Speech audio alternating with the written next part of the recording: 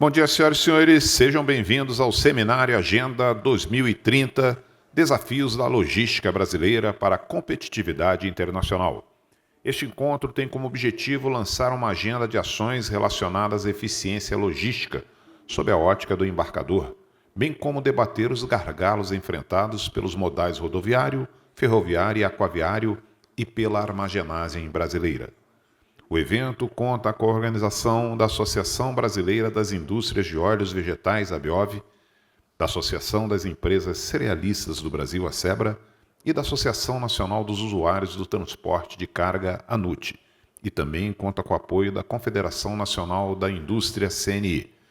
Neste momento, convidamos para compor a nossa mesa de abertura Jorge Luiz Bastos, diretor-presidente da Infra-SA, e ex-diretor-geral da ANTT.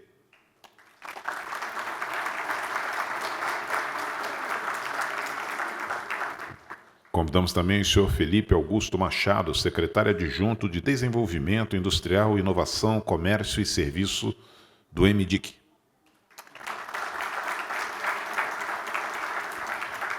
Convidamos também para compor essa mesa o senhor Rafael Luquezzi, diretor de Desenvolvimento Industrial da CNI e diretor superintendente do SESI Departamento Nacional. Convidamos também o presidente executivo da ANUT, Luiz Baldez.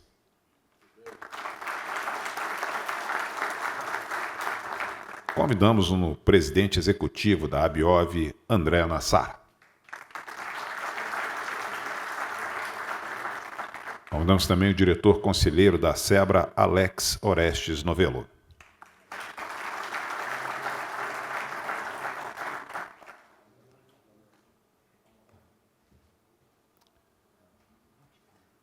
Neste momento, nós solicitamos às senhoras e senhores que se posicionem em sinal de respeito para a execução do hino nacional.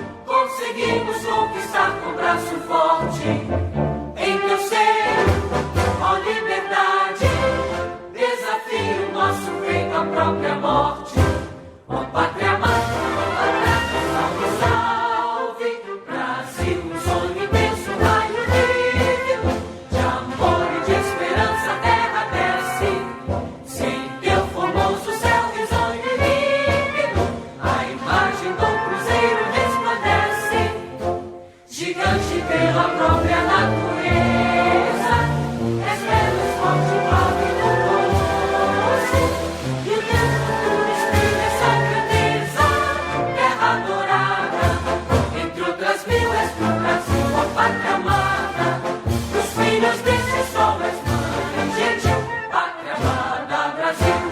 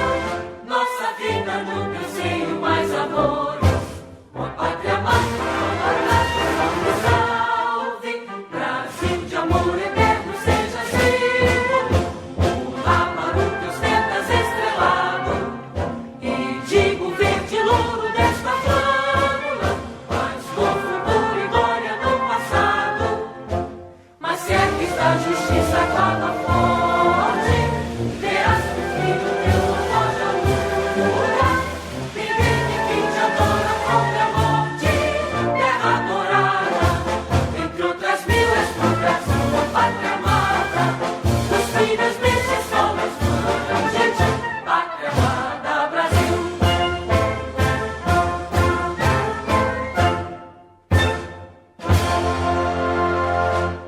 Neste momento, tem a palavra o senhor Rafael Lucchesi, diretor de Desenvolvimento Industrial da CNI e diretor superintendente do SESI.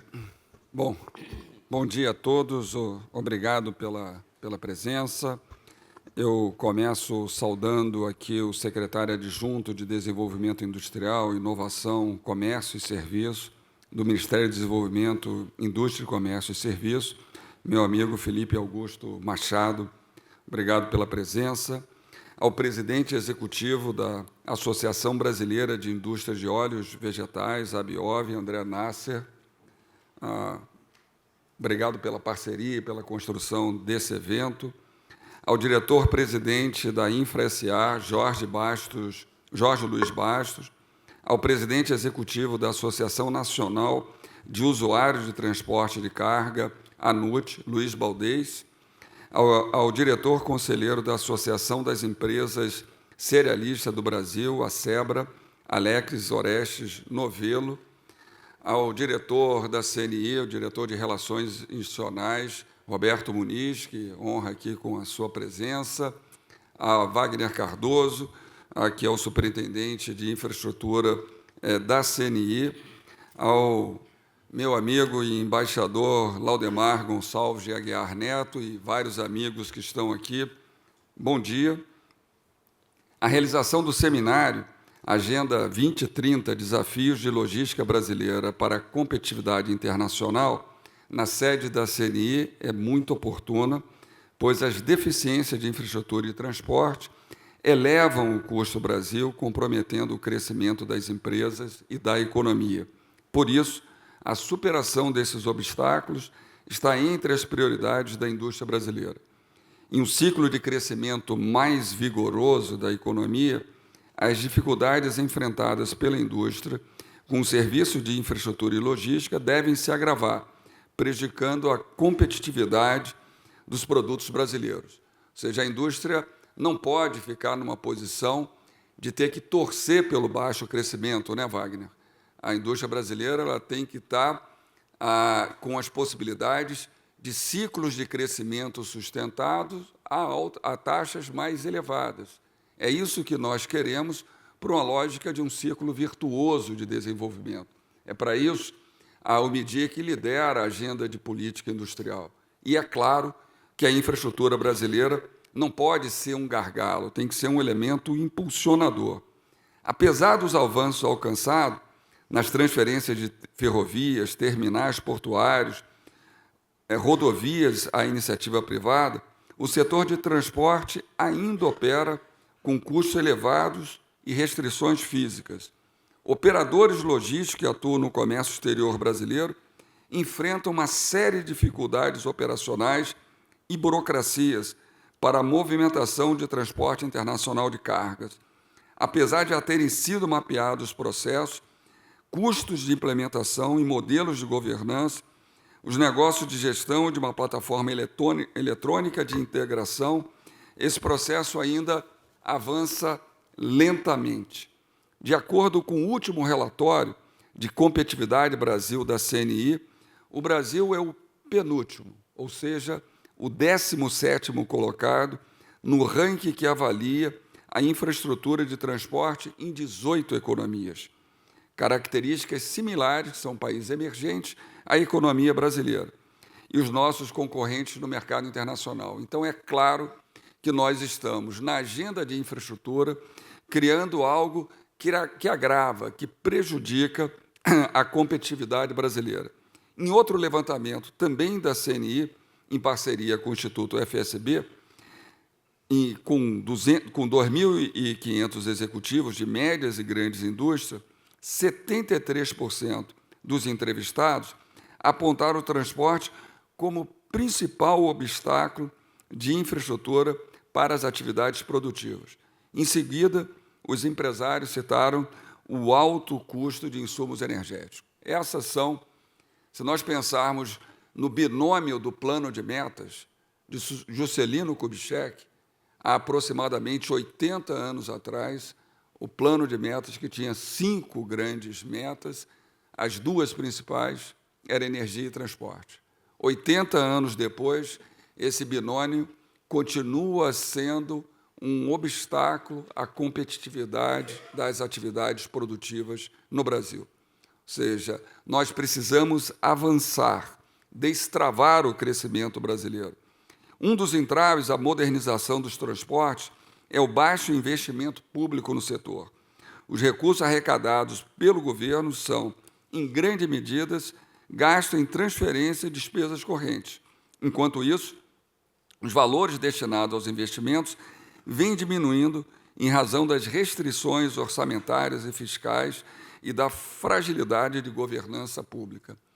O custo do Estado brasileiro é de 3,3 trilhões de reais. Não é possível que nós não vamos encontrar elementos para destravar essa agenda a partir do Estado brasileiro. E mais, com a modernização regulatória. Os investimentos públicos em infraestrutura caíram de 27,6 bilhões em 2010 para apenas 7,6 bilhões em 2022. Excepcionalmente, em 2023, alcançaram quase 14 bilhões, aprovados pela PEC de transição. Com esse volume de investimento, nós não fazemos face nem a depreciação da infraestrutura que nós dispomos. Então, é claro que nós precisamos mudar o modelo. Nós precisamos mudar o marco legal, criando segurança jurídica para a atração do investimento privado. Hoje, o país conta com 59 aeroportos concedidos, que movimentam cerca de 90% dos passageiros, 360 terminais em áreas portuárias, arrendadas ou autorizadas, 16 contratos de concessões em trechos ferroviários, praticamente a totalidade de 30 mil quilômetros da malha e 25 mil quilômetros de rodovias concedidas, equivalente a 12% da malha pavimentada brasileira. Ainda assim, o Brasil precisa de uma racionalização de um modelo de financiamento a longo prazo, que destrave o crescimento brasileiro.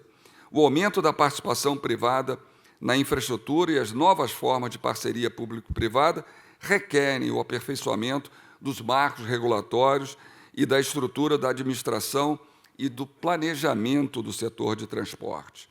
A melhoria do ambiente institucional e o aprimoramento dos marcos regulatórios devem afastar as incertezas e permitir o ingresso permanente de recursos privados em infraestrutura. Isso é essencial para estimular a competitividade das empresas e do crescimento econômico.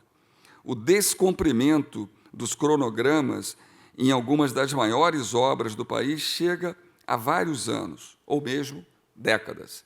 Os prejuízos decorrentes desses atrasos consomem vultosos recursos, afetam a população e as empresas, dificultando o desenvolvimento econômico e social do país. O problema é agravado pela baixa qualidade das informações sobre a situação dos contratos. Os sistemas de monitoramento das obras públicas são dispersos, desconexos e desatualizados, o que prejudica o acompanhamento e o controle e a retomada dos investimentos. Estima-se que 8,6 mil contratos de recursos da União estejam paralisados atualmente. Para isso, a melhoria contínua da governança pública e a continuidade dos programas de concessão e privatizações deve ser uma prioridade do Estado brasileiro. Com essas medidas, nós vamos criar e a iniciativa privada terá melhores condições de investir na modernização dos transportes, enquanto o poder público poderá se concentrar em empreendimento estratégico para o país. Esse é o caminho que devemos seguir para que o Brasil supere os desafios de transporte, de logística, ganhe competitividade e crie mais oportunidades de negócios, emprego e renda, criando um ciclo virtuoso de desenvolvimento aonde a infraestrutura seja um elemento impulsionador e não um obstáculo ao desenvolvimento brasileiro. Muito obrigado.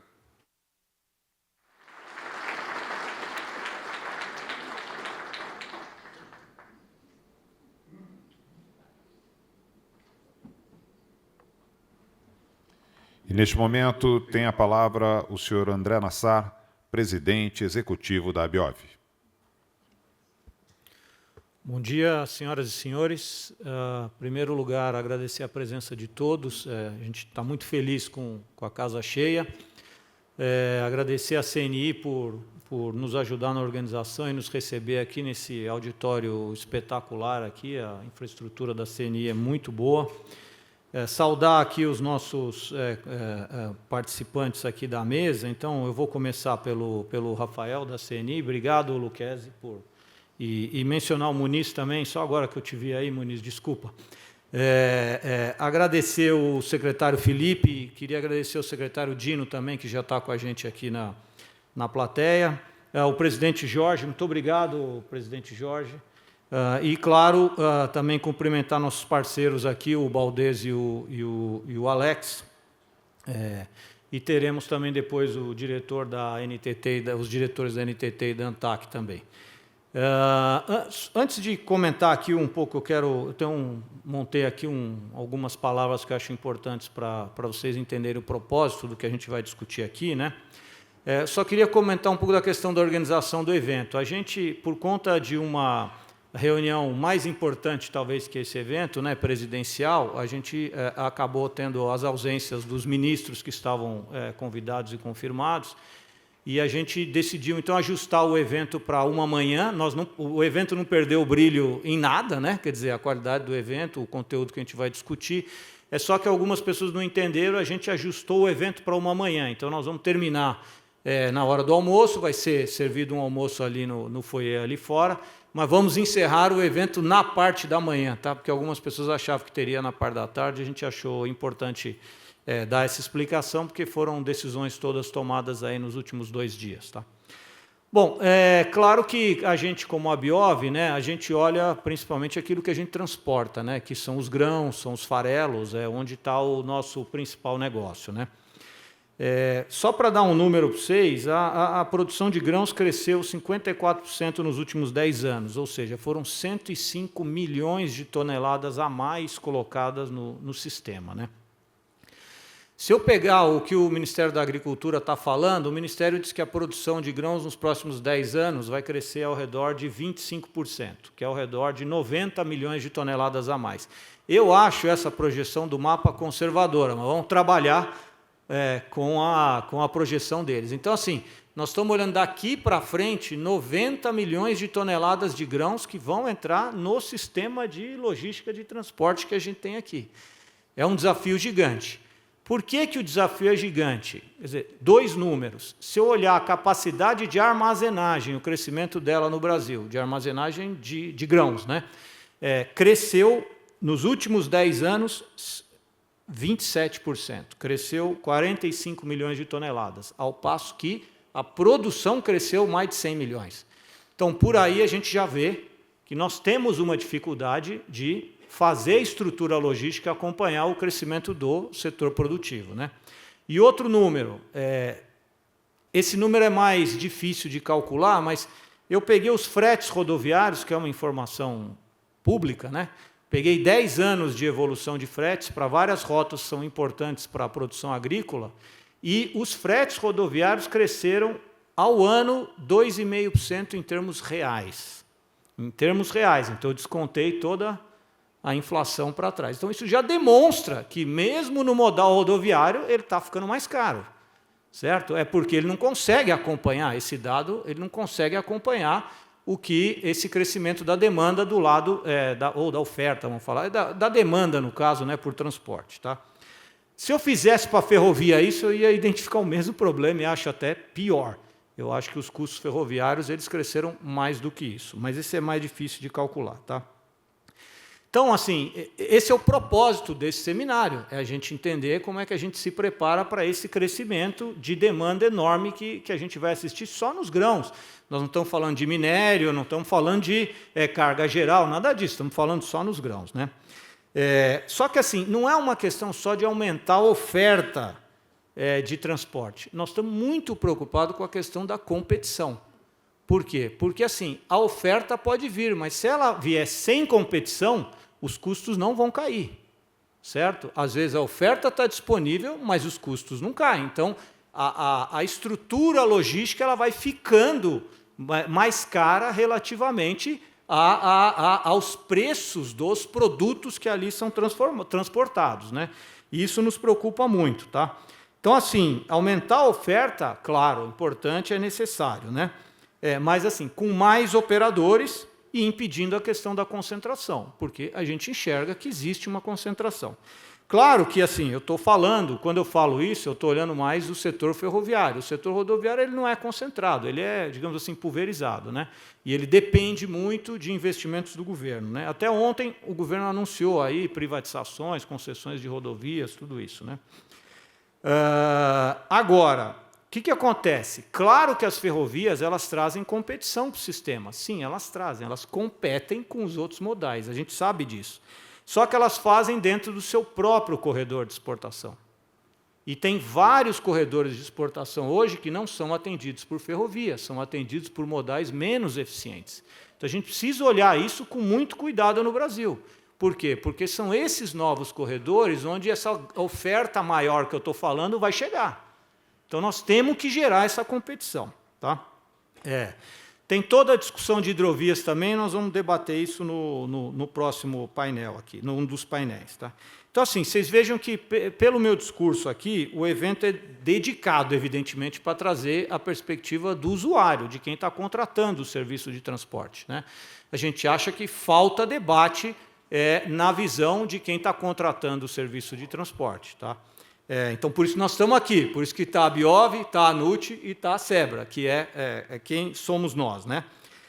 Então, assim, sem ignorar que a logística de transporte é um sistema, né, no qual os ofertantes de serviços são fundamentais, né, a gente entende que tem lacunas de informação, medição de qualidade de serviço e de investimentos que acabam sendo prejudiciais ou menos eficientes, vamos falar assim, numa visão mais positiva, para quem contrata o serviço. Tá? E dado o nosso modelo, aí voltando para o lado agrícola, o nosso modelo, que a gente toma preço lá fora, porque toda a eficiência brasileira é esse. Você tem o preço internacional, a gente toma aquele preço internacional. Né? Você subestima a melhoria de preços ao produtor. Toda vez que a logística não consegue acompanhar, é o produtor rural lá no final que acaba recebendo um valor menor do que ele poderia. E isso faz parte do nosso negócio demonstrar isso. O produtor deveria ser melhor remunerado se a nossa logística fosse mais eficiente. Tá? Então, o que a gente espera com esse evento? Que a gente aponte ações que os usuários esperam ser implementadas para garantir que esse crescimento de 25% na safra ou mais, se a gente assumir que o que o mapa está dizendo é conservador, né, venha com melhor remuneração para o produtor rural, ou seja, com redução desses custos de logística de transporte. Bom, desejo a todos aí um ótimo evento e obrigado mais uma vez. Muito obrigado.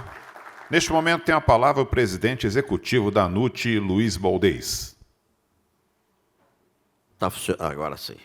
Bom dia a todos. Também quero agradecer em nome da NUT à CNI e também a todos vocês que estão no nosso auditório, mas principalmente a sociedade brasileira, que precisa entender que muitas vezes nós discutimos muito o lado da oferta, como bem lembrou o André, e se perde um pouco a noção da importância que a carga também tem nesse binômio oferta-demanda. Parece que a carga é algo marginal, né? mas talvez seja essa visão que nos trouxe aqui para nós debatermos alguns temas. E eu queria trazer alguns números também, como engenheiro que nós somos, sempre a gente gosta de pautar as nossas premissas e fundamentar em números. Nós movimentamos, todo o parque industrial brasileiro, 2,5 bilhões de toneladas por ano de produto. Portanto, a cada ponto percentual do PIB, a gente aumenta 20, 25 milhões de toneladas por ano de produto que precisa ser movimentado na nossa logística. Os usuários contratam quase R$ 1 trilhão por ano entre fretes, seguros e monitoramento de carga. Essa carga é transportada em quase 70% por rodovia. Isso já é uma primeira distorção. Quer dizer, a carga que precisa de competitividade, ela tem que ter uma matriz de transporte mais equilibrada.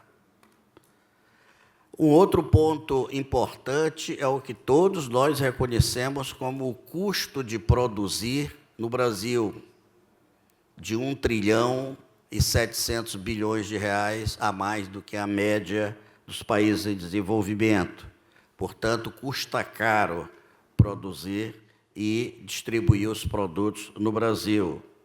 E um dos fatores é exatamente porque a nossa infraestrutura ainda é pequena para o tamanho do país e desequilibrada em função da matriz de transporte. Mas nós temos dois problemas graves. O físico, que é fazer investimento em ferrovia, rodovia, portos, hidrovias e armazenagem. Portanto, é um lado físico do problema. E o outro problema é regulatório. E é esse que eu queria dar um enfoque melhor.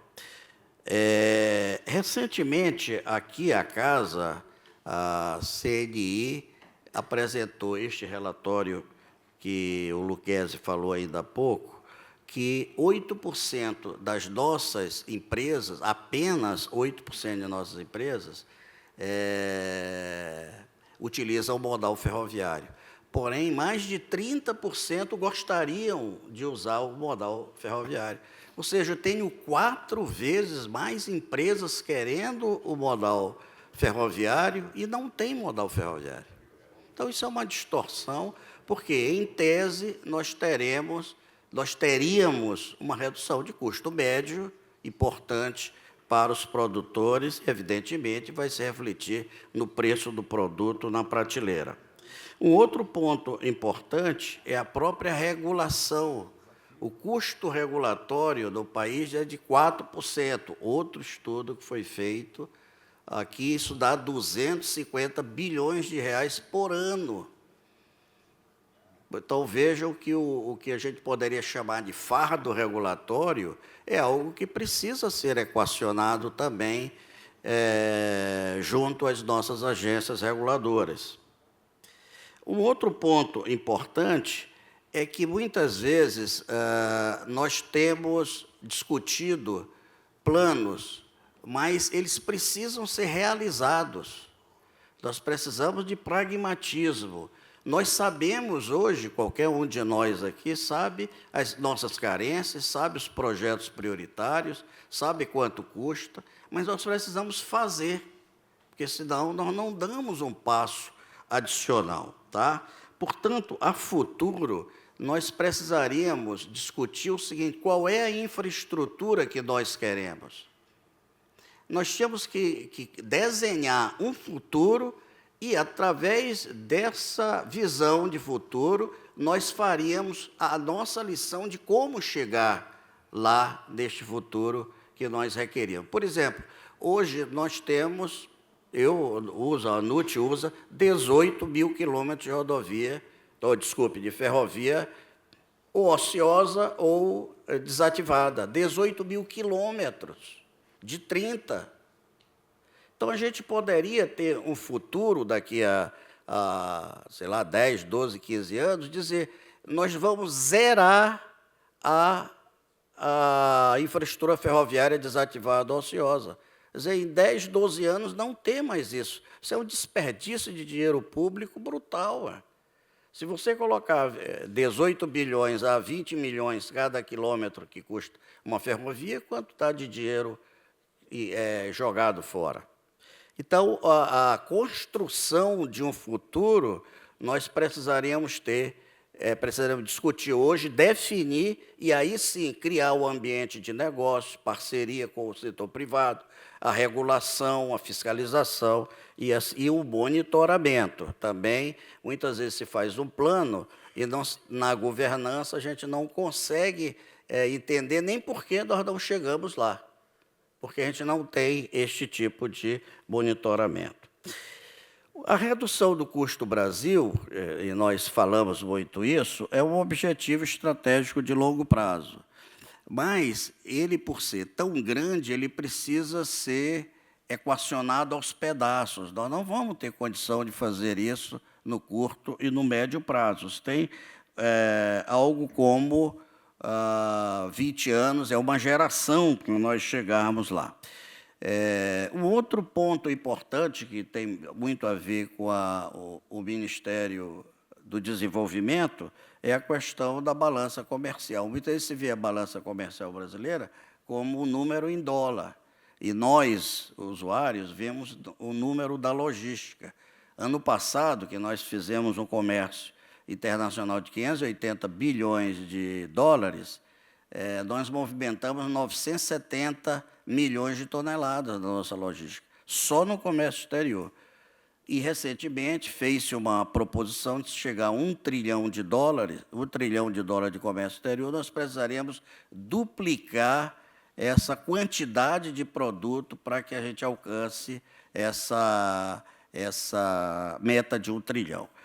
Bom, são esses alguns números que eu trouxe aqui. Eu espero também que os painéis sejam bem debatidos, essa questão, e nós esperamos, ao final e ao cabo, ter propostas bem concretas de como e onde nós queremos chegar no médio e longo prazo. Muito obrigado.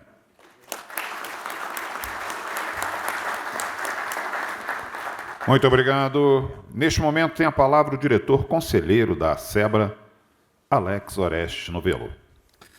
Bom dia a todos, bom dia aos meus colegas de mesa aqui, sem nominativas, mas um prazer estar ao lado de vocês, e principalmente senhores e senhoras presentes aqui no evento, que eu tenho certeza que tem um porquê de estar aqui.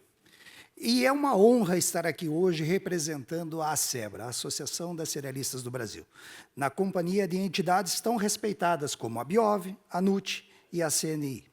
Estamos reunidos aqui para discutir os desafios da logística brasileira para a competitividade internacional. Um tema de extrema relevância para o nosso país.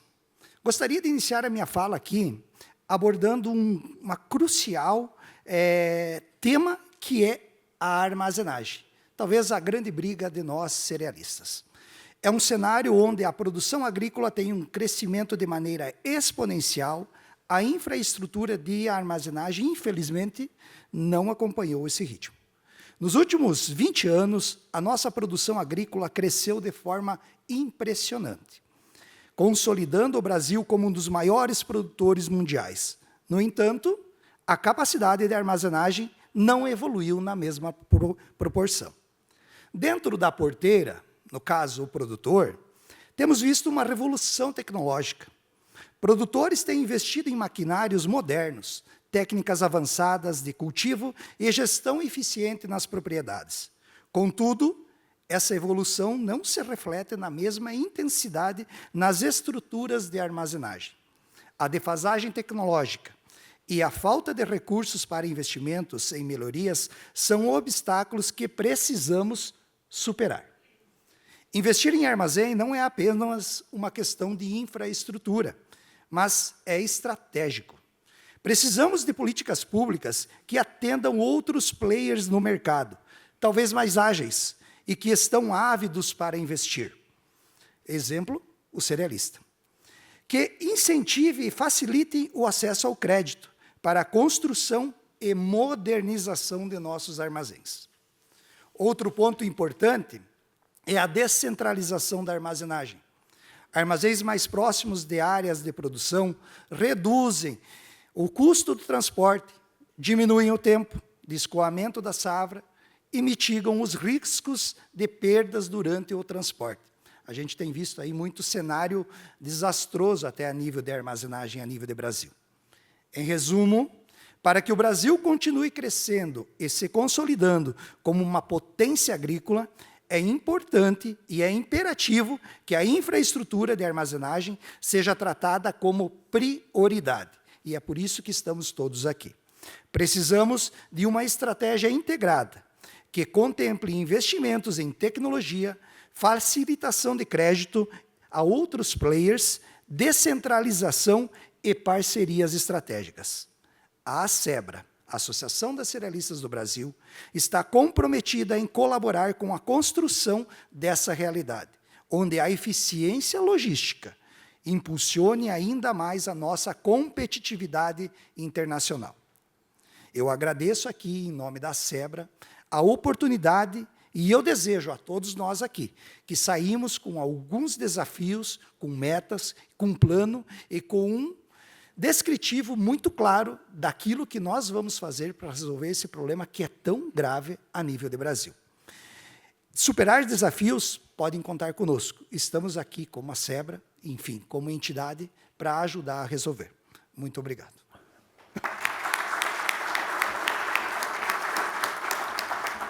Neste momento, eu passo a palavra ao secretário adjunto de Desenvolvimento Industrial, Inovação, Comércio e Serviços do MDIC, Felipe Augusto Machado.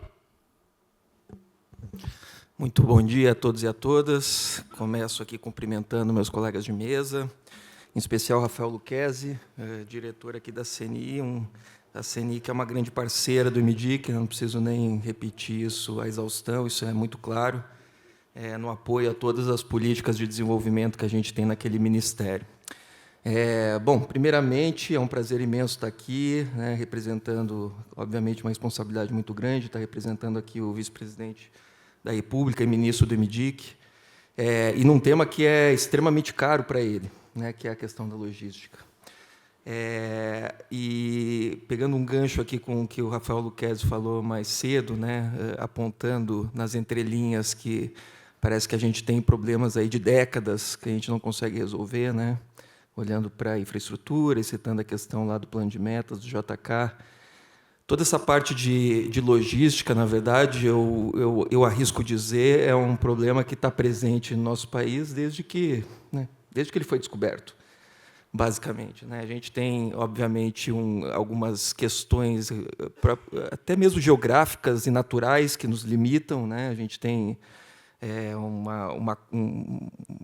toda uma linha costeira aqui, cidades mais litorâneas que estão, digamos assim, espremidas na costa, com dificuldade de se expandir por causa de elevações muito próximas à costa. Isso tudo, obviamente, já dificulta e torna muito mais cara a infraestrutura, como chegada do interior do país até o litoral. A gente tem os rios navegáveis que correm em sentido contrário, na sua maioria, ao litoral, que também dificulta o nosso trabalho. O maior e mais navegável dele acaba ficando uma região que é difícil, que a produção é difícil, seja a produção industrial, seja a produção agrícola, ela é muito difícil por questões óbvias. Então, obviamente que, quando dizem que esse país não é para amadores, é também porque a gente tem algumas dificuldades já naturais que fazem com que esse tema seja sempre um prioritário, sob o ponto de vista da produção e da competitividade, ao longo de décadas e até séculos. Obviamente que isso não significa que a gente não tenha a nossa própria culpa e que a gente não tenha que fazer muito mais e se esforçar muito mais para superar esses gargalos, até porque vale a pena. Tem um estudo muito importante, bastante famoso, do William Summerhill, que mostra que os investimentos em ferrovias no Brasil no século XIX acabaram tendo um impacto extremamente positivo. Entre 1869 e 1913, a produtividade total dos fatores aumentou em 66% por causa das ferrovias, em 25% do PIB foi atribuído a esses investimentos em ferrovias. Aí, a partir ali dos anos 30, né, acaba que até ali foi muito investimento privado, né? Eu diria que ali a gente tinha um low-hanging fruit, né? Algo mais palpável e mais fácil até aquele momento em termos de investimento em infraestrutura. E, a partir dali, a participação do Estado foi fundamental, seja diretamente por meio de estatais ou mesmo com base em subsídios, né? Então, a gente aumenta a nossa malha ferroviária, que é muito mais barata do que a de rodovias, até mais ou menos ali os anos 60, e depois elas caem um pouco. Mas, mais uma vez, valeu a pena, né? Um estudo bem recente agora, e bastante citado, que mostra que as cidades que estavam ligadas a redes ferroviárias em 1950, 60 anos depois, tinham 60% a mais de PIB do que aquelas que não eram conectadas, né? O efeito não só de curto prazo do investimento em infraestrutura, como também de longo prazo. E aí, outro ponto que é relevante desse estudo e que eu gostaria de usar também para fazer um link mais forte com a principal política do MDIC, é que essas cidades elas acabaram tendo uma densidade populacional maior e também uma atividade industrial maior, né? Essas que ficaram mais ricas com o passar do tempo e com os investimentos em infraestrutura. Isso porque a principal política do MDIC, né, que é a nova política industrial, a nova Indústria Brasil, apesar do nome, ela se propõe a ser uma grande estratégia de desenvolvimento, né? O Rafael Lucchesi conhece muito bem, ela é orientada por missões, grandes missões sociais, o que significa que a gente olha para o objetivo final, né, que é resolver grandes gargalos sociais do país, e, por meio dele, por meio dessas grandes missões, mobilizar os diversos setores e atores para que a gente chegue lá. Então, não só a indústria, mas também o agro, os serviços, as diversas empresas, a sociedade civil, etc., a intenção dessa política é que ela seja mobilizadora desses esforços todos. E a missão número 1, não à toa, é uma missão muito ligada ao agro, né? É uma missão que tenta garantir a segurança nutricional, a segurança alimentar e energética do país por meio de cadeias agroindustriais. E aqui, nesse ponto, eu cito a participação muito relevante do MAPA, que trouxe para dentro dessa política metas muito ambiciosas de agregação de valor à produção agrícola. Eu não posso ainda divulgar, porque isso ainda será divulgado nas próximas semanas, mas são metas realmente ambiciosas, talvez seja a missão que tem a meta mais ambiciosa de todas em relação ao crescimento do PIB agroindustrial. Isso, para nós, é muito relevante, porque o MDIC enxerga justamente pelo sucesso do setor agrícola brasileiro, que é inegável, esse setor como um grande vetor de desenvolvimento mais amplo do país, que seja capaz de gerar esse desenvolvimento em todos os setores e para toda a sociedade, né? Então, isso é bastante relevante. A gente vê com muito otimismo o papel do agro nessa nossa política industrial, mas, como eu falei, que é uma estratégia mais ampla de desenvolvimento.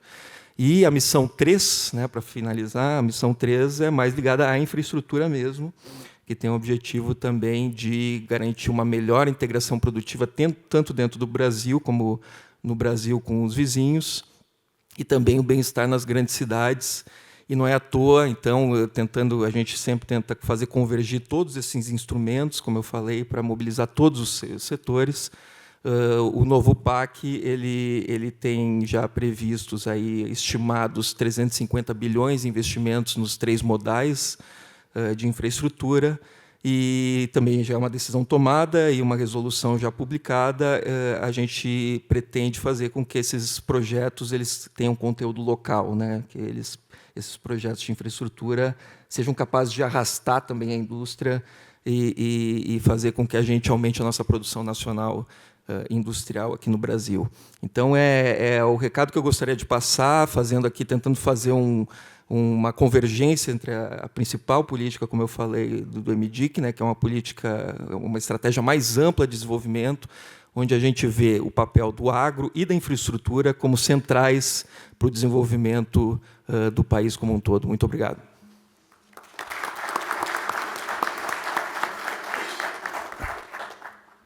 Agora eu passo a palavra ao convidado especial de nossa mesa de abertura, o senhor Jorge Luiz Bastos, presidente da Infra-SA e ex-diretor-geral da NTT, que falará sobre a importância do investimento em logística para a competitividade de nossa indústria e sobre as ações capitaneadas pela Infra-SA.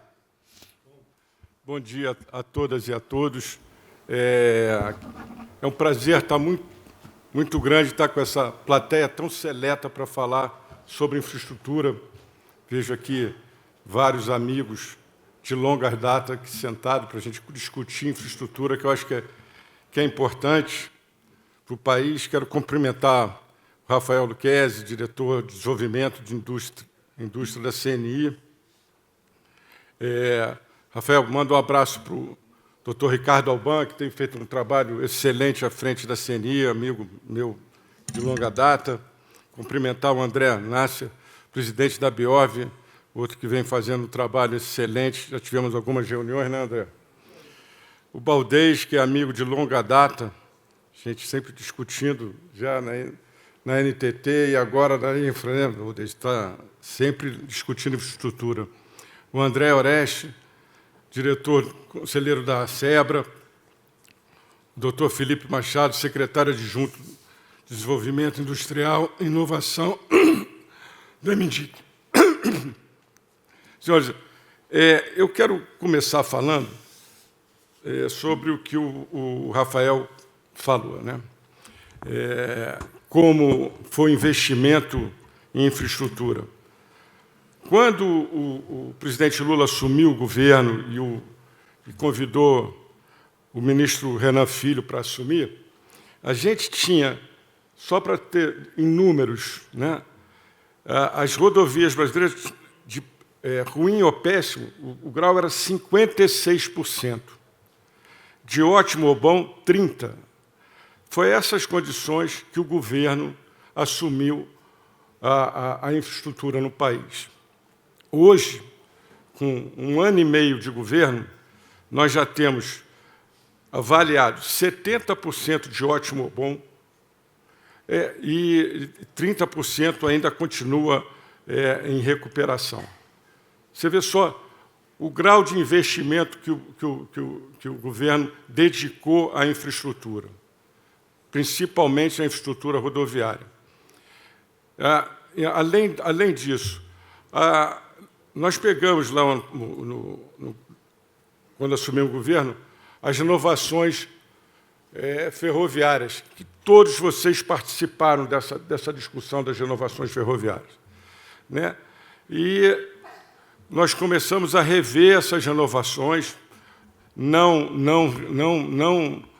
revendo o contrato, mas em cima do que tinha sido contratado, se as renovações foram benéficas para o país ou não, né? Não, em algum sentido, a renovação era necessária, né? Todos sabem, nós tínhamos um contrato de concessão ferroviária que foi feito há anos atrás, quando o país queria se livrar de um problema que era a rede, que dava um problema grande. E foi feito esse contrato. Esse contrato era de difícil regulação, né? O concessionário tinha todas as condições e o regulador não conseguia impor o que era necessário para as ferrovias. Mesmo assim, foi um grande avanço nas ferrovias. As ferrovias melhoraram bastante, mas muito aquém da necessidade, né, Baldez? A gente sabe que melhorou, mas não foi o que a gente esperava. E a regulação era difícil, e aí veio a proposta de fazer a renovação antecipada dessas concessões. Foram feitas, os contratos foram realmente melhorados, muito melhor do que eram os anteriores, mas a contrapartida para essa renovação foi muito aquém da necessidade que o governo precisava. E o ministro Renan, olhando esses contratos, junto com o TCU, chegou à conclusão que poderia ter alguma contrapartida melhor nessa renovação. E isso foi feito. Hoje, o país está tentando recuperar em quase em torno de 20 bilhões de reais dessas renovações que foram feitas no passado. E esse investimento, a gente espera, né? Temos que agora lidar um pouco com o Ministério da Fazenda para que esse dinheiro seja reinvestido em novas ferrovias ou em adaptação nas nossas ferrovias que estão, como o Baldez falou, as nossas ferrovias que não estão sendo utilizadas são ferrovias do século lá atrás, de 1920, são ferrovias ultrapassadas, que elas precisam de muitos investimentos, né? Então, o Estado sozinho não consegue. Então, a gente tem que ver com a iniciativa privada como fazer isso. Então, a Infra está fazendo todos os projetos, revendo toda a malha ferroviária brasileira para ver o que realmente pode se aproveitar, o que se pode aproveitar, o que a gente pode fazer com esse investimento que vem dessas renovações que foram feitas no passado e que nós estamos recuperando esse crédito. Isso é uma coisa que a gente está analisando de ferrovia. Eu acho que é super importante o senhor saber que a Infra está fazendo estudo da malha ferroviária inteira do país, para que a gente possa recuperá-la e ver aonde há capacidade de carga, né? A gente sempre tem no Brasil dizer que a ferrovia é para longas distâncias e cargas pesadas. Eu e muita gente, está aqui o Bernardo, que também luta há muito tempo com isso, né? Eu acho que a ferrovia pode ser muito bem trabalhando com carga geral, desde que ela tenha um transit time perfeito, né? Que se você você pega, por exemplo, de Belo Horizonte a Salvador, quando você vê o Plano Nacional de Logística, esse trecho ele carrega por caminhão quase 60% da carga toda. E essa carga pode tranquilamente por ferrovia, né? Nós temos uma ferrovia que está sendo discutida agora a renovação dela, que é a malha da FCA. Os senhores todos conhecem a malha da FCA, ela está se propondo a renovar, talvez ela vá em audiência pública para os próximos dias, ela vai renovar somente um trecho e o outro trecho ela está devolvendo no final do contrato. E esse outro trecho, que a devolução vai se dar no final do contrato, nós estamos estudando a capacidade dele de melhorar essa condição da malha, botar ela numa malha, em vez de bitola métrica, botar em bitola larga, para que ela tenha capacidade de gerir carga geral para esse trecho. Além disso tudo, quando o governo pegou, nós tínhamos as concessões ferroviárias num estado deplorável. As concessões rodoviárias, quase 60% das condições das concessões ou estavam em processo de devolução ou estavam sem investimento sendo feito, né? Que eram contratos que foram feitos da segunda etapa, né? Que são as malhas estruturantes do país, né? A segunda etapa, você tem Regis Bittencourt, você tem Fernão Dias, são as malhas estruturantes do país. Que o contrato estava ok, a concessionária cumprindo as suas obrigações, mas, infelizmente, a gente tem uma tarifa muito baixa de pedágio nessas malhas e os investimentos aquém da necessidade atual. Você, com um contrato de 30 anos, você tem que ter instrumentos, a gente vai aprimorando esses contratos, você tem instrumentos para poder revê-los e fazer os investimentos necessários, como é que vão acontecendo. Como esses contratos estavam estressados, nós, junto com o TCU, né, esse foi um grande caso que o ministro Renan, junto com o ministro Bruno Dantas, conseguiram rever, né? A gente está revendo esses contratos e fazendo os investimentos necessários nele para que esses trechos sejam recuperados, que atendam à demanda necessária para eles, né? Então, isso está agora sendo tratado na Secretaria de Consenso do TCU, a SESEX Consenso, junto com os órgãos todos, discutindo essa capacidade de ampliação da concessão para ter mais investimentos. Eu acho que a esse ano a gente ainda, para que os senhores saibam como está sendo feito isso, está sendo discutido a ampliação dos investimentos, isso está discutido com todos os setores da sociedade, né? Dos investimentos necessários. Esses investimentos necessários são aprovados pelo TCU, depois eles vão, desse contrato firmado, com aumento de investimento, como foi feito, esse contrato ainda vai a leilão na B3. Se alguma concessionária fizer uma proposta melhor do que está sendo proposto pela concessionária atual, ela pode ganhar. Então, é uma situação que fica muito clara para todos, os investimentos que estão sendo feitos e a sociedade saber que está trabalhando para a melhoria das condições rodoviárias no país. Falando sobre planejamento, né, nós estamos trabalhando agora, o ministro Renan e o presidente Lula estão dando uma ênfase muito grande ao Plano Nacional de Logística. Nós pretendemos fazer um Plano Nacional de Logística para 2050 que seja debatido com todos os setores da economia, da sociedade brasileira. Então, é importante a participação dos senhores da BIOV, da SEBRA, da ANUT, da CNI, da CNT, da CNA.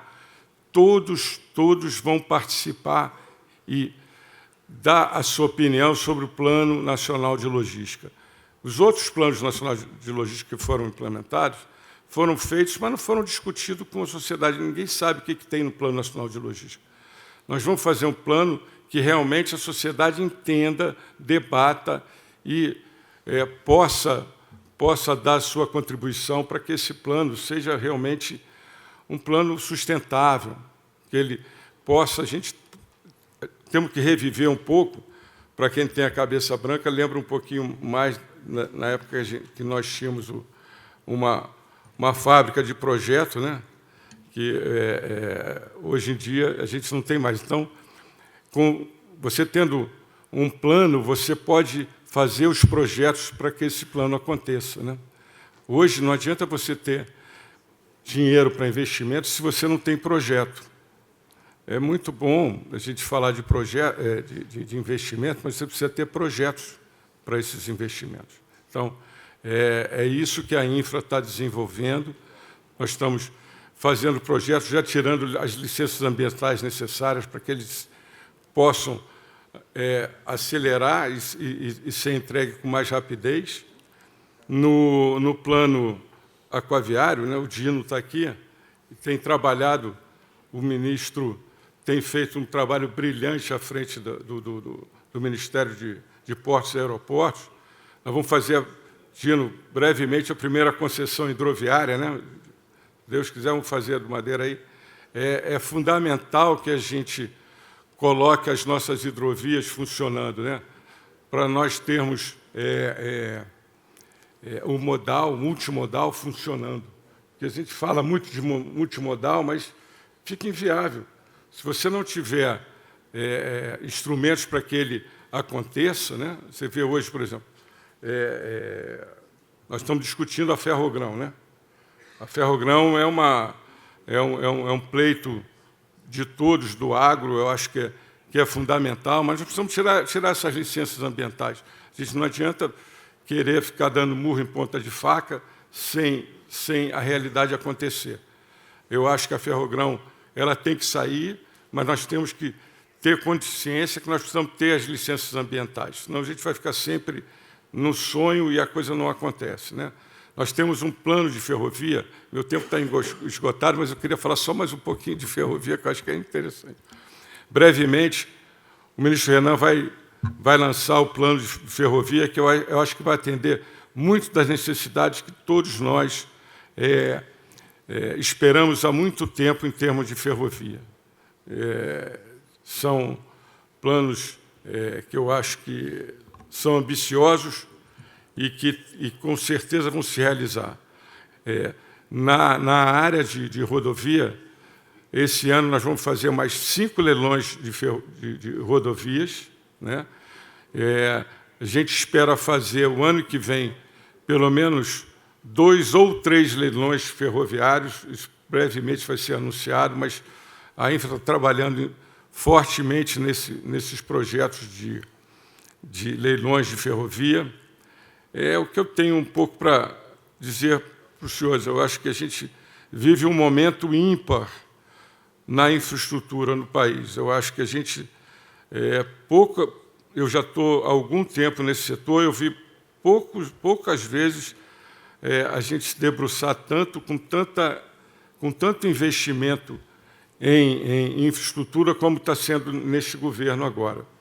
Eu tenho certeza que a gente vai conseguir sair lá na frente, melhorar a nossa infraestrutura, melhorar a qualidade nas nossas rodovias, melhorar a qualidade nas nossas ferrovias, melhorar a qualidade das hidrovias e ter um custo mais condizente com a nossa produção agrícola. Eu acho que é importante a gente frisar isso. A busca nossa é sempre para o melhor custo para a produção.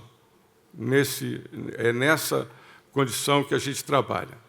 Bom evento a todos, obrigado pela paciência de me escutar, mas eu acho que é importante a gente colocar o que a gente vem trabalhando. Muito obrigado, bom evento a todos.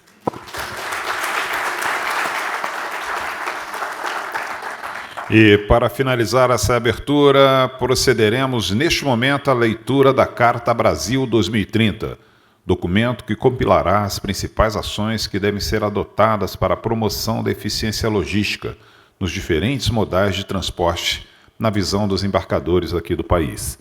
E, neste momento, eu convido o senhor Daniel Amaral, diretor de Economia e Assuntos Regulatórios da ABIOV, para subir ao púlpito e proceder à leitura da carta. Bom dia. Senhoras e senhores que nos honram com sua presença, tenho a satisfação de anunciar a Carta Brasil 2030 com o posicionamento dos usuários sobre a logística brasileira. As entidades signatárias desta carta vêm explicitar seu posicionamento de integral apoio às políticas públicas que levem ao crescimento econômico, ao desenvolvimento sustentável e socialmente equilibrado, ao aumento da competitividade sistêmica da economia e ao fortalecimento da democracia representativa. Os usuários da logística brasileira de cargas têm na infraestrutura integrada e eficiente um fator vital para a competitividade de seus produtos, para o equilíbrio econômico-financeiro de suas operações, para a manutenção dos empregos e para a ampliação dos efeitos multiplicadores de seus investimentos. Com relação às políticas públicas que levem ao cenário de otimização da infraestrutura, sempre com foco na redução do custo Brasil, os usuários têm como visão os seguintes pressupostos: redução do custo da energia e a viabilização de novas fontes renováveis, eliminação de gargalos da infraestrutura, redução da burocracia e otimização de processos, com o uso intensivo de inovações tecnológicas. Criação de uma agenda permanente de avaliação dos efeitos das decisões de investimentos e de atos regulatórios nos portos, rodovias, ferrovias, hidrovias, cabotagem e sistemas de armazenagem. Fortalecimento da atuação das agências reguladoras como órgãos de Estado. Melhoria contínua de gestão do ambiente de negócios, da infraestrutura logística e promoção intensiva de ações referentes à sustentabilidade com a adoção das boas práticas de ESG. Senhoras e senhores, como usuários, somos impactados diariamente nas nossas operações de movimentação de produtos, enfrentando situações de ineficiências logística e administrativa que acarretam custos excessivos e desnecessários, prejudicando ainda mais a competitividade tão desejada por todos. Nossa visão preconiza que todo e qualquer ato regulatório ou de investimento para o setor de infraestrutura de transportes tenha como foco a redução do custo e o aumento da competitividade da economia, com a estrita observância do desenvolvimento socioambiental. Desta forma, para a construção de um cenário de política pública que objetive o aumento da competitividade sistêmica da economia, os usuários da logística brasileira sugerem que sejam estabelecidas as seguintes diretrizes: choque de oferta de capacidade com expansão da infraestrutura dos diversos modais. Modelos de parceria nos investimentos, buscando o equilíbrio na atratividade para o setor privado e para os usuários. Integração e interoperabilidade entre os modos de transportes vitais no ambiente regulatório, a fim de promover a resiliência diante de eventos climáticos. Competição intra- e intermodal, como forma de aumento da eficiência e de redução dos custos. Inovação e sustentabilidade para a proteção ao meio ambiente e respeito aos direitos dos usuários como forma de partilha de benefícios com a sociedade. Do ponto de vista do alcance dessas políticas, entendemos que se devam adotar ações que visem, no primeiro momento, resolver o curto prazo, o aqui e o agora, como suporte ações de médio prazo, numa visão quinquenal, e de longo prazo, numa visão decenal, tudo integrado em pressupostos e metas previamente explicitadas e valoradas como objetivos estratégicos. Projetos e obras já estão identificados nos planos logísticos e reconhecidos pelo mercado como necessários. Agora, precisamos de um processo de governança que faça acontecer, implemente as decisões estratégicas para a construção de um cenário estruturante de uma infraestrutura eficiente e vigorosa, compatível com o tamanho e potencial da economia brasileira. Para construir esse cenário, destacamos os seguintes conjuntos de ações, empreendimentos e de políticas públicas a serem implementados com a urgência requerida pela situação para chegarmos em 2030 com as seguintes conquistas. No setor rodoviário, dotar 100% da malha rodoviária federal em condições boas ou ótimas. Implementar o DTE, Documento Eletrônico de Transportes, incluindo a regulamentação, a implantação dos processos e o monitoramento dos resultados. No setor ferroviário, otimizar os acessos ferroviários aos principais portos dos arcos norte e sul. Prover competição entre as concessionárias e as futuras autorizações, de forma a aumentar a oferta e a qualidade dos serviços com a modicidade de preços e tarifas. Conceder o corredor ferroviário FICO-FIOL, concluir a implantação da FIOL, Ferrovia de Integração Oeste-Leste, trecho 2 Caetité-Barreiras, concluir o trecho de Água Boa, Mato Grosso, Amara Rosa, Goiás, da FICO, Ferrovia de Integração Centro-Oeste, concluir os processos de renovações contratuais ou de novas concessões para as malhas Sul, Centro-Atlântico e Oeste, e complementar a regulamentação da Lei das Ferrovias, implementar a política de incentivo às ferrovias autorizadas, com projetos estruturantes e promotores de competição intramodal. No setor hidroviário, estabelecer a Política Nacional de Transporte Hidroviário com implementação das ações e dos programas relativos às agendas dos modelos de concessão e de sustentabilidade. Definir o modelo de concessão de hidrovias que promova a atração de cargas de outros modos de transporte a partir da redução dos custos de transporte, aumento da segurança e promoção dos aspectos socioambientais sustentáveis. E concluir os processos de concessão dos trechos hidroviários estratégicos, hidrovias do Madeira, Tapajós, Tocantins, incluindo a dragagem e derrocagem dos pedrais de Tocantins e Tietê-Paraná. Setor portuário, implementar acessos de alta capacidade e eficiência no Complexo Portuário de Santos. Construir o Porto de Ilhéus e sua conectividade com o corredor ferroviário da FICO-FIOL. E regulamentar a BR do Mar, monitorando os efeitos de regulamentação no mercado. No setor de armazenagem, implementar políticas públicas para incentivar empresas e produtores na ampliação da capacidade nacional de armazenagem de grãos para o equivalente a 120% da safra. Estimadas senhoras e senhores, declaramos como princípio de nossa atuação, como entidades representativas dos usuários, uma postura propositiva, colaborativa e profissional, sempre na busca de aumentar o bem-estar da sociedade, de atuar para a repartição harmônica dos benefícios proporcionados pelos investimentos públicos e ou privados entre consumidores, prestadores de serviços e o poder público. Essa é a nossa missão e buscaremos cumpri-la com equilíbrio. Agradecemos a presença de todos e de todas. Muito obrigado pela atenção.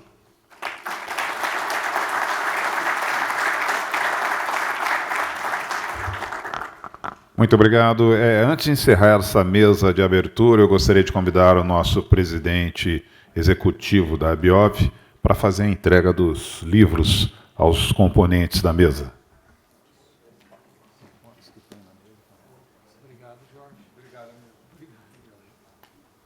E aí já vou pedir a formação para uma foto oficial dessa entrega.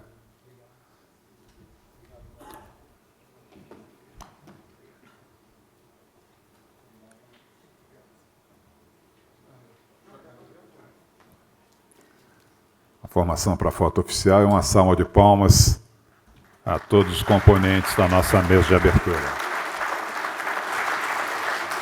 Vou só dar uma explicação rápida. Esse é um livro histórico comemorativo da história da indústria de óleos vegetais no Brasil, que a gente está lançando hoje. A gente vai explicar melhor ao final do evento e ele será distribuído para todos os participantes aqui. Muito obrigado.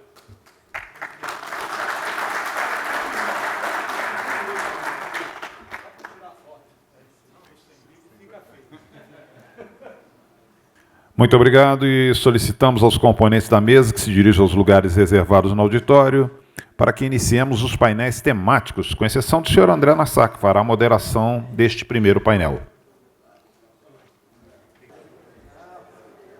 Vamos dar continuidade ao nosso evento e apresentaremos agora o primeiro painel com o tema Déficit de armazenagem e competitividade de hidrovias e portos. Nós convidamos para compor esta mesa o secretário nacional de hidrovias do Ministério de Portos e Aeroportos, senhor Dino Antunes Batista.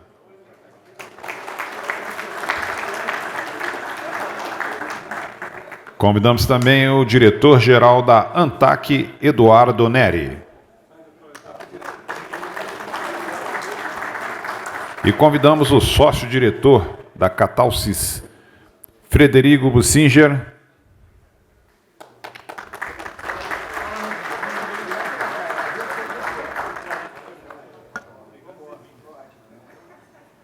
Bom, primeiro cumprimentar o diretor Neri, obrigado por ter vindo, Neri.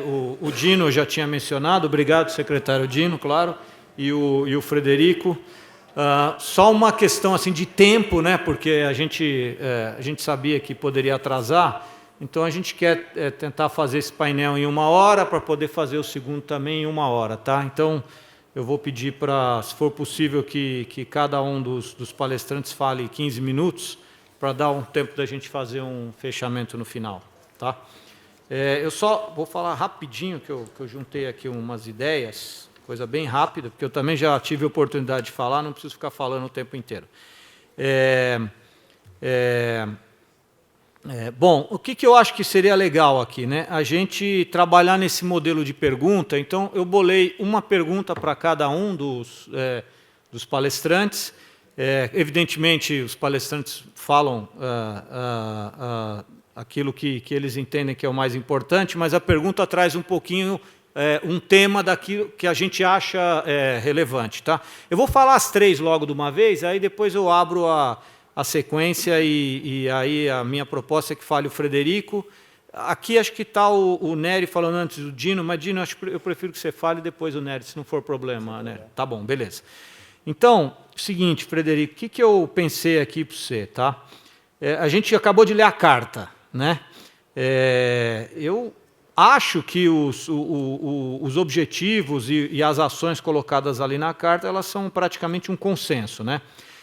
E muitos deles são repetidos há bastante tempo, né? Para alguns desses objetivos nós temos projetos, né? Temos até projetos licenciados, temos até dotações orçamentárias. E a gente fica o tempo inteiro falando deles, né? Então, assim, por que esse óbvio não acontece, né? Porque é o que você sempre trata nos seus artigos, né? Por que o óbvio está tão óbvio? Por que ele não vem? Acho que a armazenagem é um caso clássico, né? Que não vem, a gente sabe que precisa, ela não vem, né? Então, eu te peço para dar uma perspectiva com essa visão, né? Evidentemente com foco nos investimentos em armazenagem, hidrovias e portos, que é o objetivo do nosso painel aqui, tá? Para o Dino, você sabe que a Biov é favorável à concessão de hidrovias, ficamos muito felizes com a fala do diretor Jorge Bastos sobre isso, né? Como estratégia para trazer investimentos, melhorar a segurança, que é algo que é importante, e aumentar a produtividade, né, no transporte hidroviário. Se puder dar uma perspectiva para nós aqui da necessidade de investimentos para que os rios brasileiros desempenhem esse pleno potencial de navegação, né? E também, se puder contar um pouco, nós já falamos que a gente entende que isso é necessário, mas na tua visão, né, de governo, por que precisa de recursos privados no modelo de concessões? E para o diretor Nery, né, vou repetir, né, a Biov é favorável à concessão de hidrovias, né, acho que a gente quer repetir isso sempre. Mas a gente defende, isso foi falado pelo Daniel na carta, a modicidade tarifária, né? Então, isso é fundamental, porque a concessão ela tem que ter uma visão de quem vai, de não aumentar os custos daquele modal, né? Então, como garantir que a eventual cobrança de uma tarifa seja módica e mantenha a atratividade do modal hidroviário frente aos demais? Evidentemente, isso quando houver a concessão, quando vier o papel da ANTAC aí, né, a partir do momento que há a concessão. Então, eu passo a palavra para o Frederico e agradecendo mais uma vez. 15 minutos cada um, a pessoa vai mostrar lá o tempo esgotado, eu também vou comentar, porque era legal a gente tentar fazer uma rodada final depois das falas iniciais, tá bom? Obrigado. Alô. Bom, obrigado, André. Eu cumprimento os companheiros de mesa, o Nery e o Dino, e os presentes. Eu diria o seguinte, quando esse evento estava marcado para maio, eu tinha feito um roteiro dentro daquilo que estava previsto lá. Quando ele foi adiado para agosto, hoje, eu atualizei com os fatos novos que ocorreram. Com a modificação, ontem à tarde eu fiquei sabendo que o modelo ia ser com perguntas e tudo, então eu fiz um outro ajuste.